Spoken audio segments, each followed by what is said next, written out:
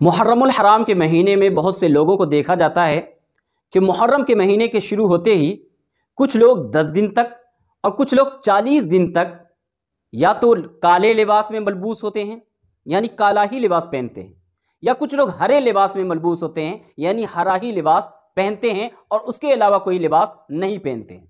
ऐसा करना कैसा है दोस्तों? वैसे तो इस्लाम ने किसी भी जगह पर यह कानून नहीं लगाया कि इस महीने में तुम्हें ऐसा लिबास नहीं पहनना है या पहनना है।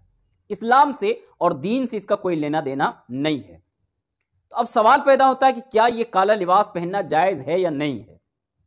दोस्तों, इस मुबारक महीने के अंदर राफजियों का यह तरीका होता है, शियाओं का तरीका होता है कि वो 1 मुहर्रम से लेकर के 10 मुहर्रम तक या 40 मुहर्रम तक, 40 दिन तक, 30 दिन मुहर्रम के और 10 दिन और 40वें तक वो काला लिबास पहन करके रखते हैं। इन राफजियों की मुशाबिहत से बचने के लिए, शियाओं की मुशाबिहत से बचने के लिए हमें काला लिबास इन दिनों में तर्क कर देना ज्यादा बेहतर है, ना पहनना ज्यादा बेहतर है, ताकि शियाओं से हमारी मुशाबिहत ना हो। अभी इस मुबारक महीने में बहुत सारी माँ बहनें कहती हैं कि चूड़ी नहीं पहनना चाहिए, मेहंदी नहीं लगाना चाहिए।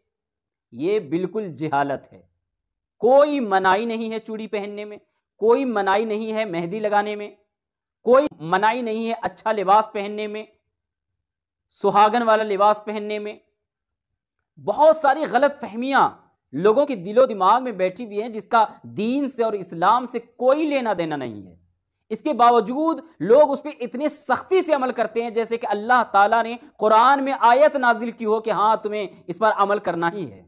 इतनी सख्ती से अगर नमाज पे अमल किया होता, रोजे का अमल किया होता तो न जाने कब का वली बन गए होते। लेकिन इतनी सख्ती नमाज पे नहीं करते हैं, इतनी सख्ती रोज़ों पे नहीं करते हैं कि अल्लाह ताला ने बेशुमार मकामात पे नमाज का हुक्म दिया है। और किसी भी मजहब और फिरके के अंदर ये नहीं कहा गया कि नमाज माफ़ है या नमाज मत पढ़ो, बल्कि हर एक ने इसको अहमुल इबादत कहा है। इसकी कोई पाबंदी की ज़रूरत महसूस नहीं होती है, लेकिन जिनका कोई ताल्लुक दीन से और इस्लाम से नहीं है उस पर सख्ती से लोग अमल किया करते हैं। दोस्तों, इन जिहालत की बातों को हमें जितना जल्दी छोड़ देंगे हमारे लिए उतना ही ज़्यादा फ़ायदा होगा, हमारी दुनिया और आखिरत के लिए उतना ही फ़ायदा होगा। आने वाली नस्लों के दिमाग में खुराफात डालने की बजाय इल्म की रोशनी दाखिल करें, इल्म का नूर दाखिल करें। ख्याली बातें, अवामी बातें, जिहालत की बातें कम अज़ कम हमें दूसरी नस्ल तक नहीं पहुंचाना चाहिए। आने वाली नस्लों को नहीं बताना चाहिए कि ऐसा है वैसा है। ये जो बड़ी बूढ़ी पुरानी औरतों से चले हुए मसाइल आते हैं ना, ये वक्त के बड़े बड़े मुफ्तियों के दरमियान भी ये मसला हल नहीं हो पाता है। तो इन चीज़ों को तर्क कर देना चाहिए।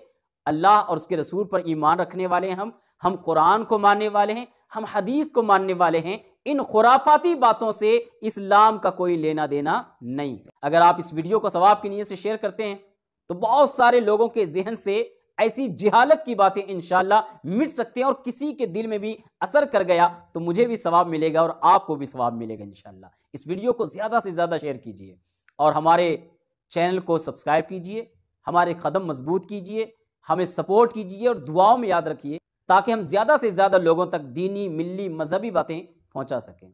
अस्सलामु अलैकुम वरहमतुल्लाहि वबरकातुहू।